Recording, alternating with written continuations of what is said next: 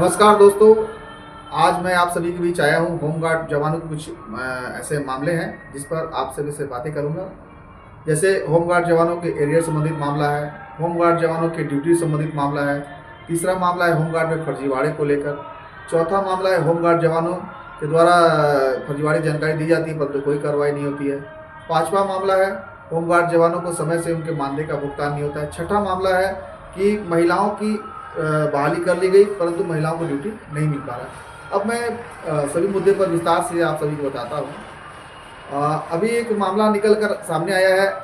रांची विश्वविद्यालय में होमगार्ड के जवान ड्यूटी करते थे परंतु वहाँ पर होमगार्ड जवानों को हटाकर प्राइवेट सिक्योरिटी गार्ड को रख लिया गया, जबकि माननीय मुख्यमंत्री झारखंड सरकार के द्वारा एक आदेश जारी किया गया था कि जितने भी सरकारी संस्थान हैं, विभाग हैं, प्रतिष्ठान हैं, उनमें सुरक्षा कार्य अगर लेना है तो होमगार्ड जवानों से लेना है।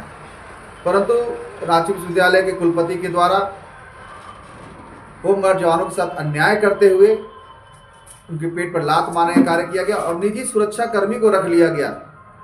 मुझे ऐसी आशंका है कि निजी सुरक्षा कर्मी को रखने के पीछे कहीं ऐसा तो कोई कारण नहीं है कि कुछ प्राप्त वहाँ से हो रहा हो, ऐसा मुझे आशंका है। क्योंकि होमगार्ड के जवान जो होते हैं उन्हें ट्रेनिंग मिलता है, सरकार के स्तर से प्रशिक्षण मिलता है, राइफल ट्रेनिंग मिलती है, सब कुछ मिलता है। तो आखिर होमगार्ड जवानों को हटाकर निजी सुरक्षा कर्मी को रखने का मकसद क्या है? इस पर सभी को जागरूक होना होगा, संगठित होना होगा और इसका विरोध करना होगा कि अगर ड्यूटी अगर होमगार्ड जवानों से लेने का आदेश है तो होमगार्ड जवान से ड्यूटी दी जाए, जितने भी सरकारी संस्थान है, विभाग है, प्रतिष्ठान है। दूसरा मामला है, झारखंड राज्य में जब भी होमगार्ड की बहाली होती है तो उस बहाली में महिलाओं को 50% आरक्षण का प्रावधान है। जब महिलाओं को बहाली में 50% आरक्षण का प्रावधान है तो ड्यूटी में भी महिलाओं को 50% आरक्षण मिलना चाहिए, परंतु देखा यह जा रहा है कि महिलाओं को ड्यूटी ना के बराबर मिलती है, जिसके कारण महिलाओं को काफ़ी परेशानियों का सामना करना पड़ रहा है। कई महिलाएं ऐसी हैं जो कि काफ़ी गरीब हैं, विधवा हैं, ड्यूटी के लिए कार्यालय का चक्कर लगाते लगाते थक जाती हैं और जब कार्यालय के द्वारा उन्हें कमान देकर भेजा जाता है किसी विभाग में तो वहाँ पर उसे वापस कर दिया जाता है, उनको एक्सेप्ट नहीं किया जाता है, जिसके कारण महिलाओं को काफ़ी समस्याओं का सामना करना पड़ रहा है। एक बड़ा मामला है दोस्तों एरियर को लेकर। जैसा आप सभी को पता है, माननीय न्यायाधीश एस एन पाठक जी ने कहा था कि होमगार्ड जवानों को 25 अगस्त 2017 से ही समान कार्य का समान वेतन भुगतान करना है, परंतु सरकार इस मामले को लेकर अपील में चली गई और अब अपील में जो न्यायाधीश पारित होगा डबल बेंच से, उसी के आधार पर यह लागू होगा।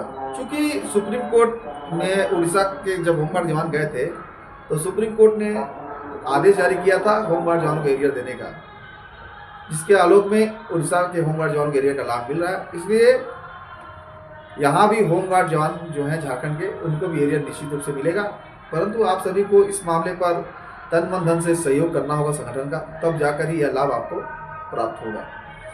क्योंकि हमारे वकील साहब हैं और भी कुछ है तो वहाँ खर्च लगता है, तो इसके लिए आप सभी को जागरूक होना होगा। चौथा मामला है दोस्तों 365 दिन ड्यूटी। छत्तीसगढ़ में जैसा आप सभी को पता है, उड़ीसा में, बंगाल में, वहाँ होमगार्ड जवानों को 365 ड्यूटी मिलती है, परंतु झारखंड में 365 ड्यूटी नहीं मिलती है। तो इसको लेकर भी हमारा यूनियन जो है आगे बढ़ने जा रहा है, परंतु इसमें भी आप सभी के सहयोग की आवश्यकता है, जिससे कि 365 दिन ड्यूटी झारखंड के होमगार्ड जवानों को लागू हो सके।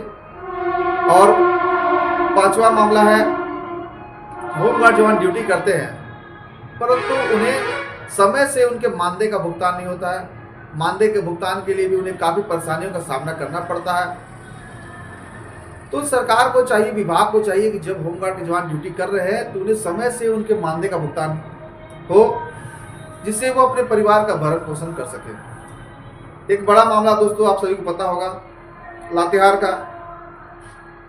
वहाँ पर एक अधिकारी के द्वारा होमगार्ड जवानों के साथ इतना अन्याय किया गया कि इसकी कोई सीमा नहीं थी।